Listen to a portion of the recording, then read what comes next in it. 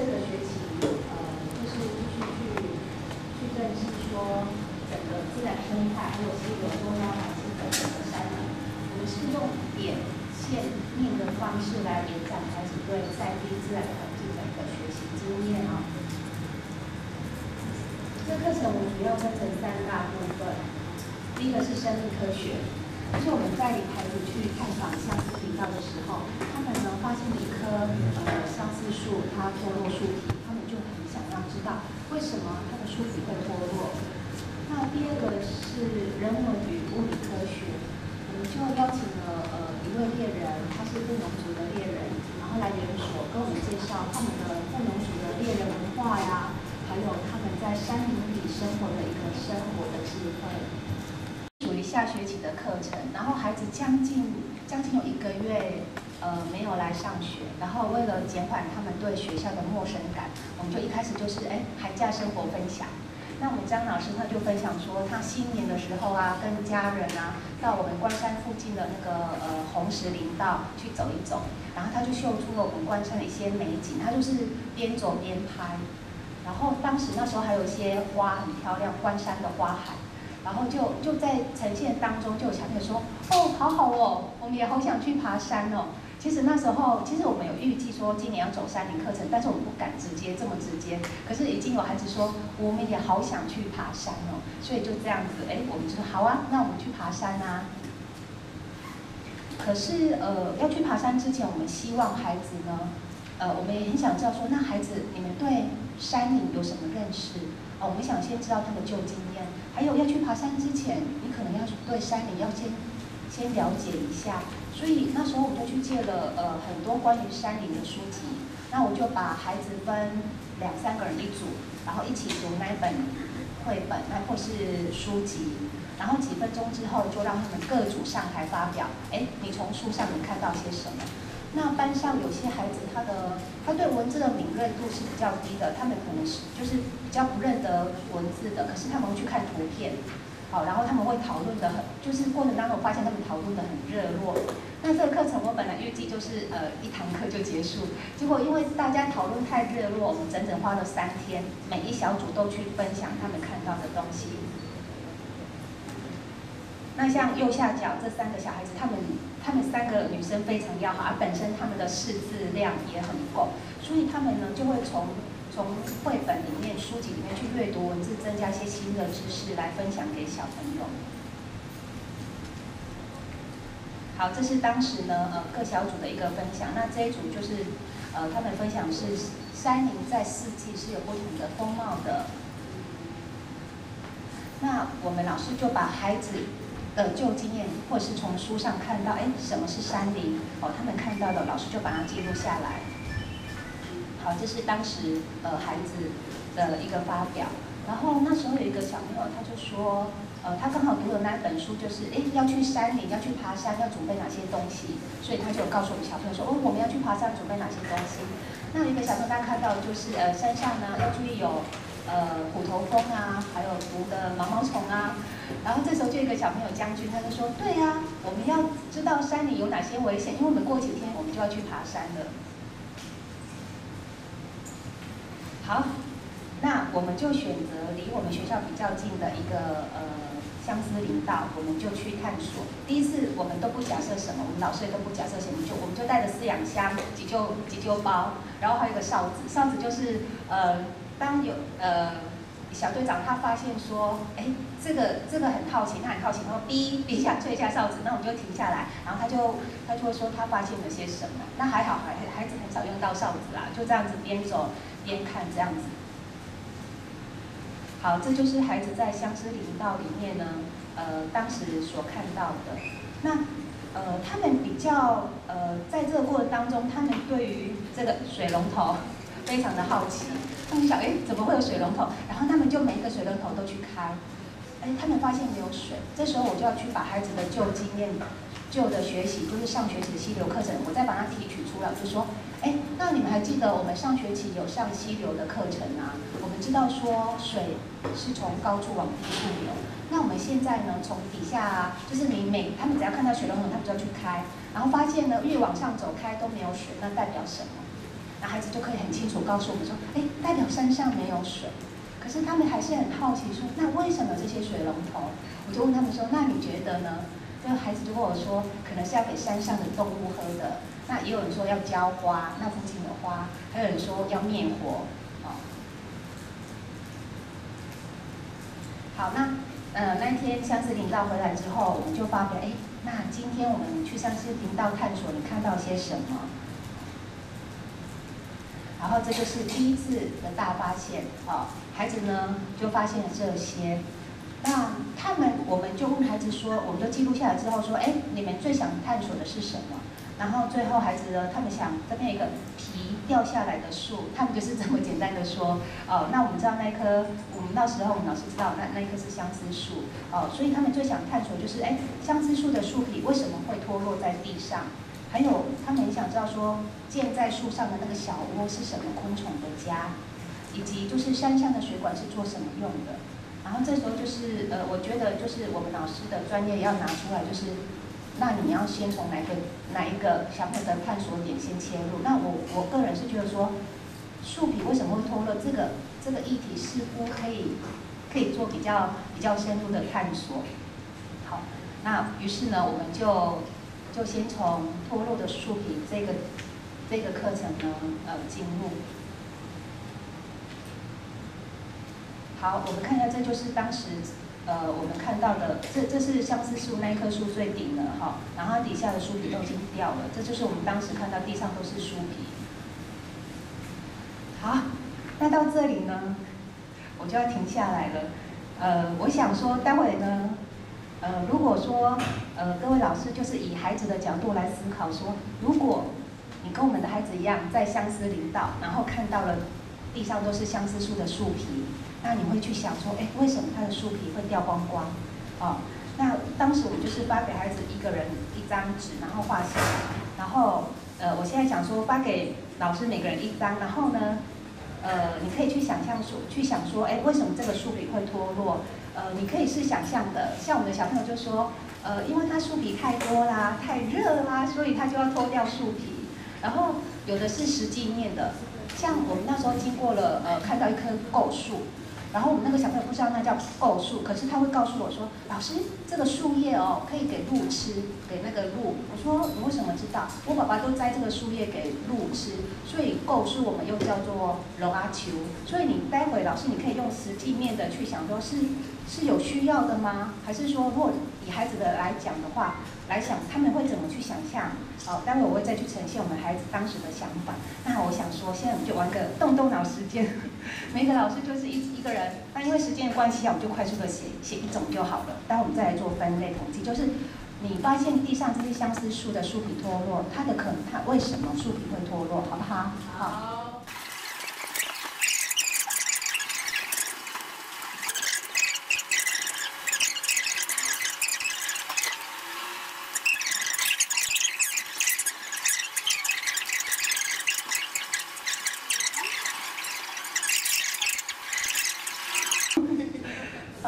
变干，树皮粘不住。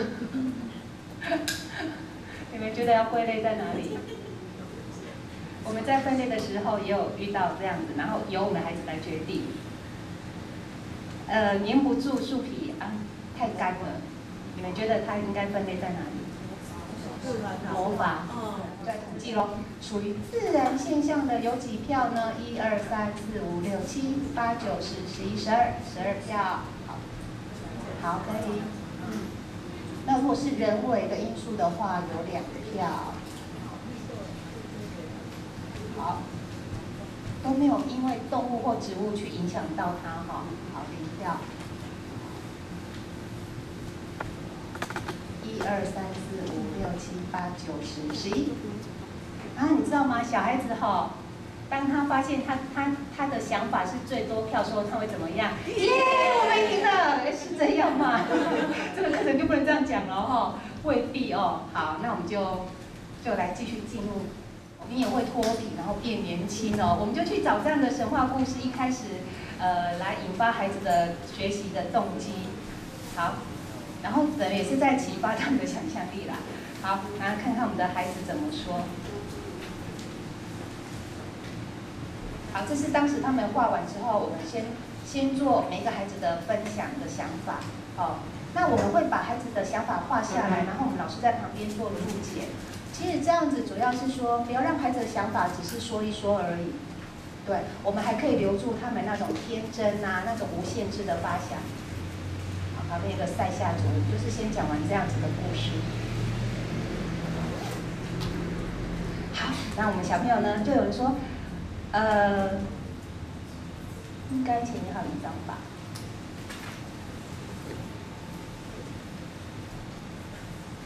好，应该还有一个意念。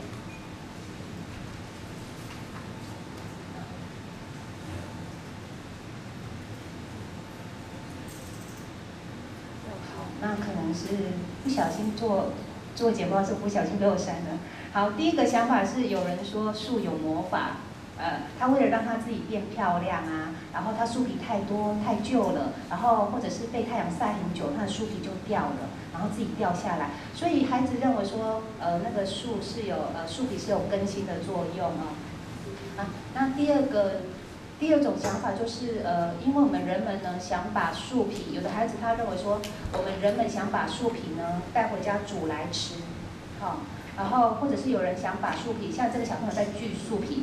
他就说他要拿回家养独角仙啊，然后有人会把大树当柴烧，然后有的想法就是他纯粹只是想闻一闻树皮的味道，所以他就去相思林道把树皮给剥下来闻这样子。所以这是刚刚第一个的跑到这里来了。好，有人要吃树皮。好，还有哦，我们有小朋友认为说。这个树很老了，100岁了，然后其实他家说的是94，那写成这样子哦，94很老了，所以风一吹，它的皮就掉了哦，这是年纪大了。然后还有小朋友是说，他是被蛇啊咬啊，或者是被小鸟抠啊。还有一个小朋友说，毛毛虫对着那个树吐舌头，那个树呢它就掉树皮了，哦，然后被蜥蜴吃啊，所以树皮就掉了。所以这个比较算是动植物的影响。好，这时候呢，我们就一样，就让孩子把相同想法的作品就排在一起。然后我们就去统计，有魔法的有几票，人为的破坏有几票，这样子。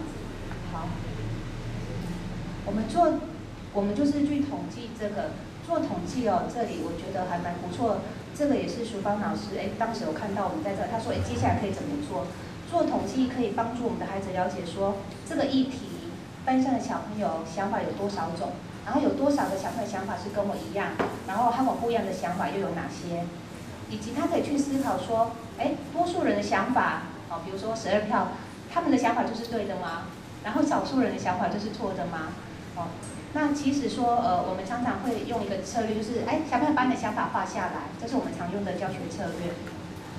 但是我们去统计孩子的想法，然后可以从，就是当时我们在做统计的时候，我发现到我们的孩子呢，他们很专注，然后他们呢，对于这种大家很零散的一个想法，最后被我们用数字来整理出来，其实对我们的孩子来讲，是他们一个新的发现。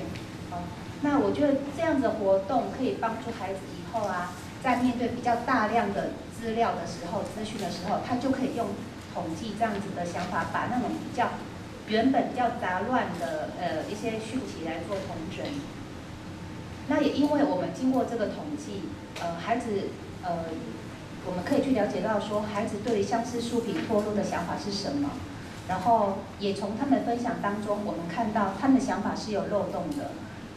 就算是最多人支持的，我们觉得它还是有漏洞，所以我们呢就帮孩子归纳出，可能是这3个原因哦。第一个是我们人类的需要，第二个他年纪大了，第3个可能是某种植物或动物去影响他。好，那我们就针对这3个可能原因呢，就一一的做深入的探讨。好，我们人类为什么需要树皮啊？然后我们小朋友就说古时候的人没有卫生纸啊，就砍树皮做卫生纸啊。然后有人说我们人类是因为需要树皮做刀子要去打猎。然后要用树皮做椅子、柜子，做裤子、袜子，然后有人要煮树皮来吃，然后树皮可以做一艘船出海打鱼。好，那我们就问这些小孩喽，你们觉得是人类需要？那既然需要，为什么他们没有把树皮带走呢？我们那一天去看，真的地上都是树皮耶。他们想想，好像有道理哦。所以我们也没有马上打翻这个想法，让他们自己去思考。既然是人类需要，为什么没有马上带走？所以好吧，那我们再进一步的，那往年纪大的关系吗？然后我们就是做了一些简报，还有就是像这个简报上那张是阿里山的神木，他的年纪够大了吧？对呀。然后小妹就看图片说，他年纪很大，可是他树皮没有脱落耶。可是呢，其实上这个课程，我等于是在跟孩子一起学习哦。我就上网去查，那有哪些植物它是真的会脱落树皮的？的确有，像红千层、彩虹桉、梧桐树，还有一种叫做红乌爬。这几种植物，它们是会脱落树皮的，但是它们不会影响它们生长。我们就做简报告诉小孩，然后刚好我们校园本身就有红千层。他们就去观察红千层，然后它也是，你看枝叶都很茂密。红千层就是我们俗称什么？它有点像那个奶瓶刷，有没有？它红红的这个像奶瓶刷，对。好，那刚好我们学校一棵88岁的大叶桉，我们的工友他刚好经过说，小朋友告诉你们，这棵树其实我也不知道，他说这棵树已经88岁，也很老了吧？那我就让小朋友去摸摸看，那我们这棵树爷爷有没有树皮脱落啊？他们也发现没有。那其实在这里我们还可以玩一些比如说几个人去抱，还可以抱这棵大树啊，要几个人围起来这样子。所以这个年纪大了，好像也并不是完全可以影响到它的那个树皮脱落。好，那我们就进一步去探索，那是不是动植物的影响？的确。我是说不是答案，我说的确有些植物真的会因为动植物影响，然后我就去查啊，比如说中国木虱啊、松材线虫啊，还有一个很长的名字叫苏铁白盾轮介壳虫啊，还有一种老鼠，缅甸老鼠小花曼泽兰，这个常听过吧？小花曼泽兰，然后我们就做简报，就说，松材线虫它会让松树死亡。所以它只有特定的树种哦。刚刚我介绍那些，它们都只有特定的树种而已哦。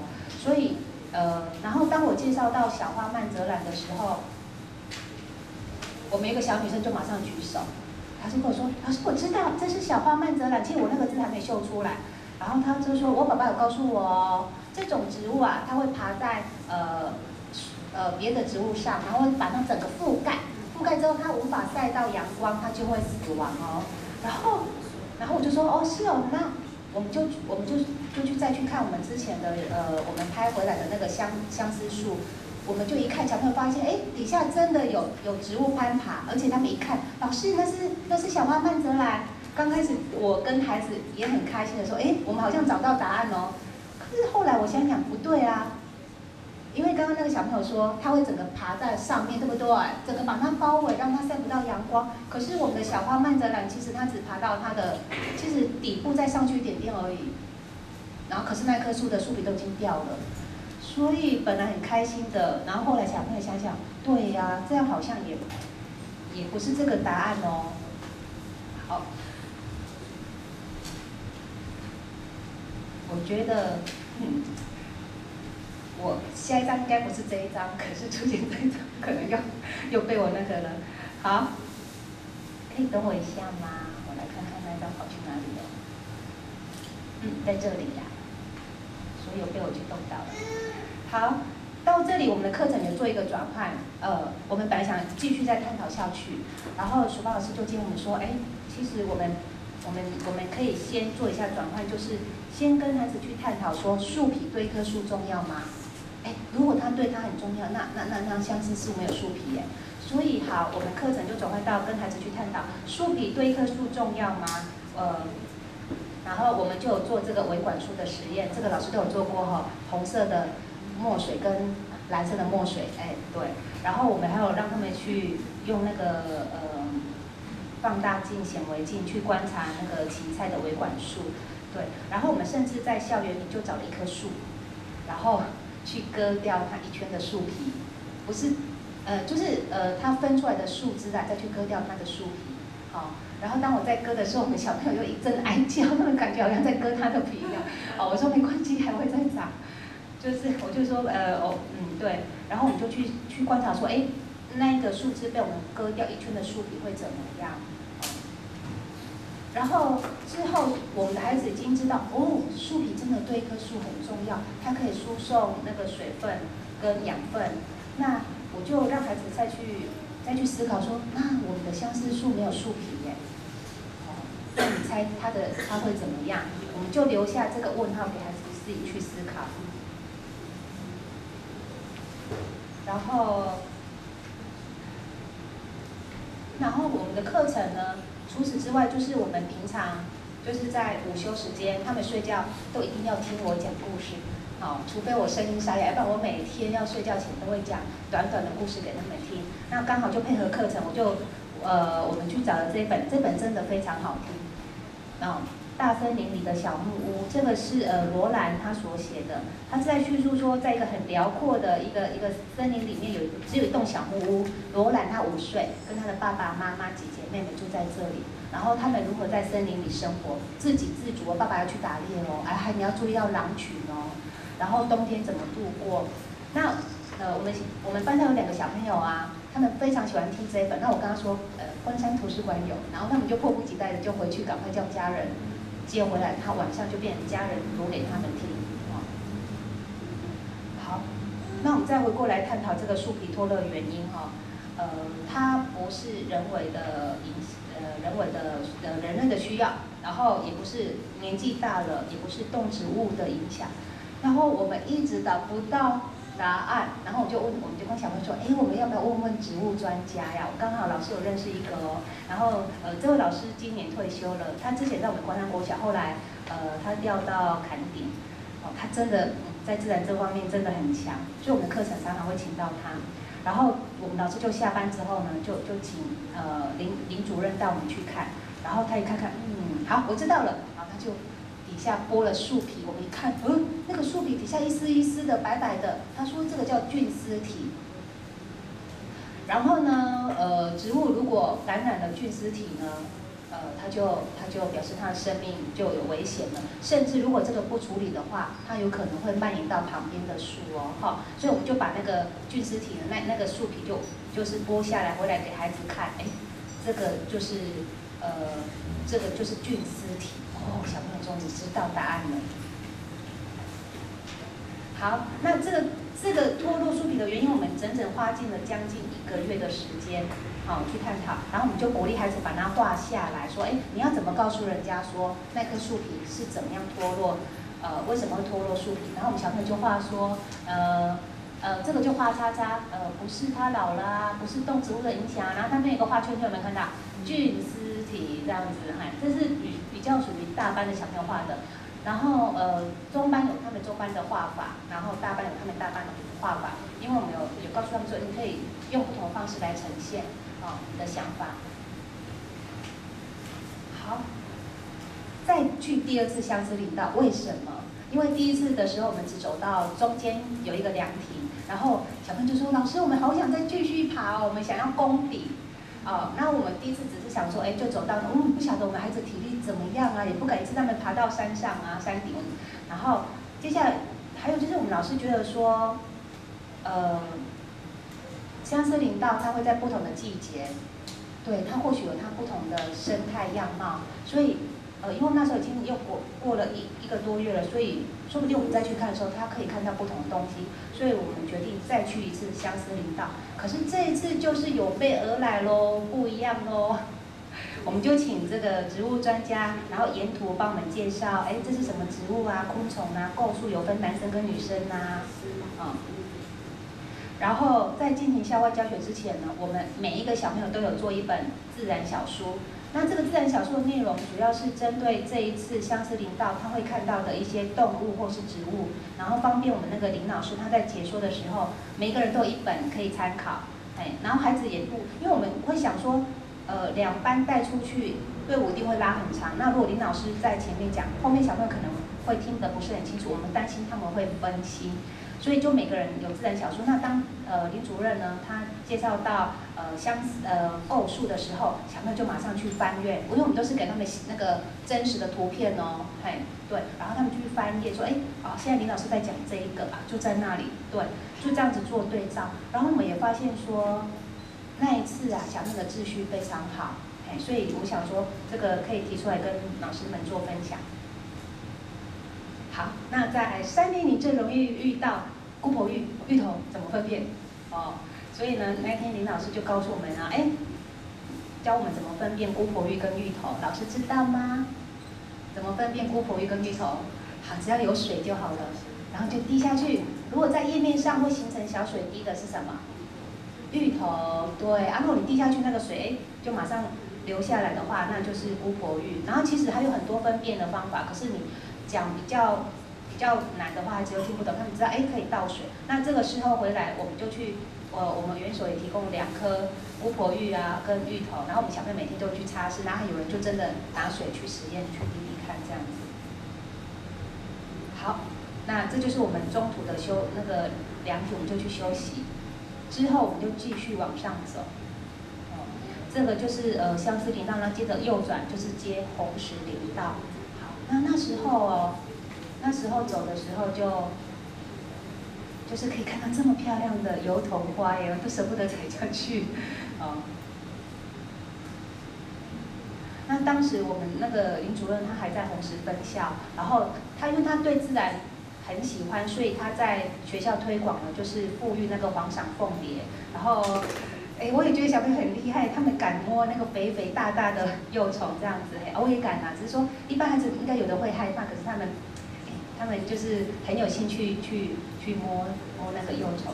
然后我们林老师就提供了这些捕虫网，还有那个饲养箱，然后他就让孩子去捕捉，然后放进饲养箱，然后差不多时候呢，他就把孩子捕捉到的呢，就是跟孩子讲，哎，你们捕捉到什么什么什么这样子，然后之后我们再把它们放回去。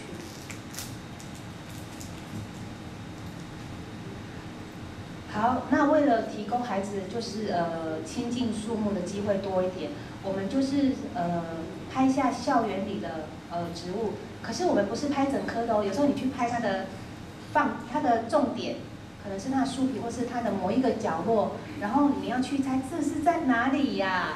对，让孩子去从图片去找出我们校园里的树。然后这个就比较大部分人会老师会想到可能去做一些树叶的创作画呀，或者是你想跟树说什么呀，这样子的话，那小朋友还在听，他说，哎，老师我听到那个心跳声哎，我就觉得好厉害哦，耳朵好厉害哦。好，然后语文区我们一定就是提供山里一些书籍啊，看的时候呢，有人呢就看到《野营历险》这本书，然后他就说，哦，好好哦，我们也好想去露营哦。好啊，露营好啊，那露营的话我们要做什么呢？要会搭帐篷，谁会？然后我们小朋友马上说，我会。我说真的假的啊？好，那请你来示范。然后中间这个呢，他就开始，你负责拿这个，你负责拿这个。我说哦好，我们就是只要听他的指挥就好。然后呢，他搭完帐篷就变成这样子，然后我们都觉得怪怪的耶。然后四周都一定要有人帮他扶着哦，要不然那个帐篷会倒哦。好了，还是让老师来好了。那我们的张老师呢，他常常带孩子跟家人去露营，然后他就开始示范。好，帐篷做好之后呢，我们还要来挑战金氏纪录吗？也没有啦，就是这个帐篷可以塞几个人哈？好，然后他们在数，总共几个人进来了这样子，然后那时候好像12个，然后我们就把它放在语文区，所以他们都好喜欢哦，就是要进去语文区看书，就可以躲在那个帐篷那个隐秘的地方看书。可是常常就是有很多人为了想进去，就是都很想进去，就有一些争执啊，那该怎么办呢？他们说我们。小朋友就说：“那我们在娃娃家扮演区再做一个嘛。”好，那我们要做一个帐篷，我们又觉得好还蛮不错的这个点，我们又可以引导孩子去做关于帐篷的一个设计。那个大帐篷如果要做，其实真的蛮难的。它必须说，你要会绑的这个能力，好，那所以我们一开始就先尝试去用教具啦，或是油土跟竹签，去让孩子去设计帐篷的一个支架的结构。这个教具老师有没有看过？这个也不错用。好，这个是他们这组设计出来的帐篷，然后这个是用竹签跟油土做出来的帐篷。那我们觉得说，哎，已经有那个帐篷的结构，他们对它有了基础之后呢，我们就来练习打结，来帐篷用。就是要比较难一点的，之前都是有油土啦，或是教具的一个连接，可以连接，很轻松就可以做出一个帐篷。那我们现在是用绑的方式来做帐篷的模型。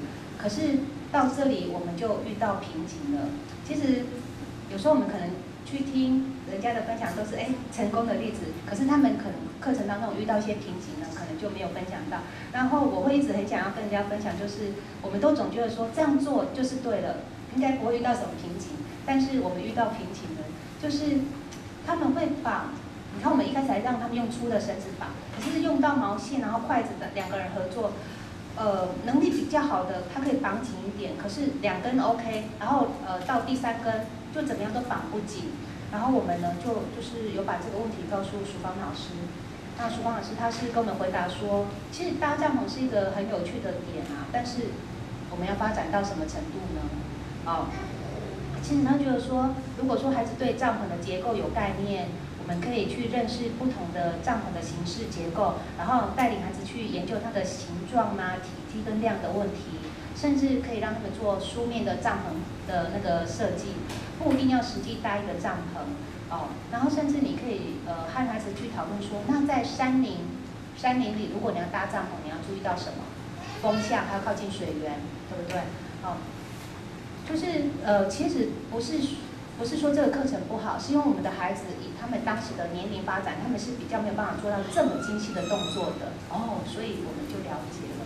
所以孩子那时候曙光老师说，其实孩子说其实他们其实只是想要一个隐秘的地方而已。对我们了解了，所以呢我们就跟孩子讨论，我们用这样的方法好不好？好。然后呢他们就半年区就变成了一个露营区，然后他们还在野炊这样子。好，那我们呢也把无痕山林的这样子的概念呢，把它呢给融入进来，怎么样当森林里的好客人？无痕山林。好，那我们呢还邀请了关山，我们刚好有林务局请他们的巡山员来园所分享他们的工作是什么，然后他们的装备是有哪些。然后这就是我们小朋友的一个体验活动。好，那孩子呢也做了一个海报给巡山员。好，那在这里这个海报呢，我看待会有没有时间，就是最后我们又去拉到上学期的一个溪流课程做了结合。好，那这就是我们邀请了一个布农族的于爷爷然后他就来跟我们分享他小时候跟爸爸去打猎的一些经过，然后他现在还有在打猎，他就教我们做捕捉大型动物或是小型动物的一个陷阱，还有他们小时候的童玩这样子。好，那这个活动是孩子慢慢的，我们透过影片，我们有去让他们看那个保卫山林，它有系列1、2、3、4的影片，他们去了解到说巡山员，然后工作，然后山林被破坏这样子，然后孩子就是已经对于山林的保护已经有一点点的意识了，然后我们就说，那我们小孩可以做些什么？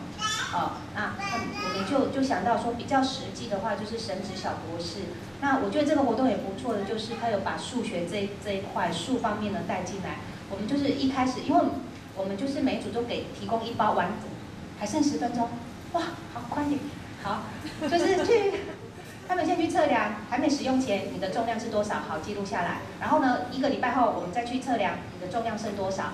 好，就用计算机去计算，然后那个长条图可以明显看出哪一组用的最多。然后在这个过程当中，我们发现孩子会去提醒了，有小朋友动不动吃个午餐，哎，抽一张再擦嘴巴，然后他同桌的就会提醒，哎，不要一直浪费卫生纸嘛，哦，就会互相的去提醒他。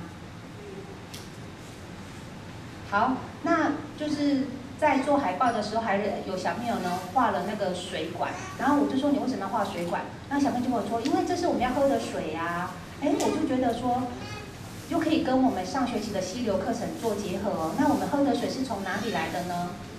那在这里就要很感谢我们一个家长了，他是开轻航机的。我就说，哎，一红的爸爸，你有那个坎顶瀑布的空照图吗？我们想拍那个坎顶瀑布，然后因为那就是我们也问过那个关山净水厂，他说他就是我们喝的水就是从坎顶瀑布来的，结果没有。然后事后他给我们的时候，他说他是冒着生命危险，因为那天天气很不好，他开着轻航机上去拍的，所以我们真的很谢谢他。好，那我们喝的水是哪里来的？我一开始，因为我们已经有想过带他们去净水厂，可是一开始我们想要去听听孩子的参观前的想法，我们就问他说：“你觉得我们喝的水是哪里来的？”哦，那这就是小朋友3个大部分想法是这样子哦。然后这就是实际带领他们去参观关山净水厂，然后小朋友就了解哦，我们喝的水是从哪里来的。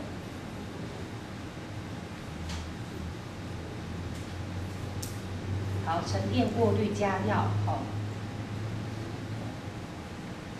好，这个是他们回来之后呢，哎，他们画他们参观关山净水厂的一个经验图表。好，那接下来就是情谊了。情谊这一部分是最难评量的，然后我们就透过家长、老师跟小朋友呢自编这个行动剧，叫做《再见小树》。然后在这个过程当中，我们孩子会去积极说，我要扮演那个捍卫山林的正义使者。那对于就是水土保持啦跟节约用纸的想法，小朋友也会说，哎，我们应该把它融入这个角色当中。所以当他们看到人为的破坏的时候，他们脸上其实也会露出那种难过的表情了。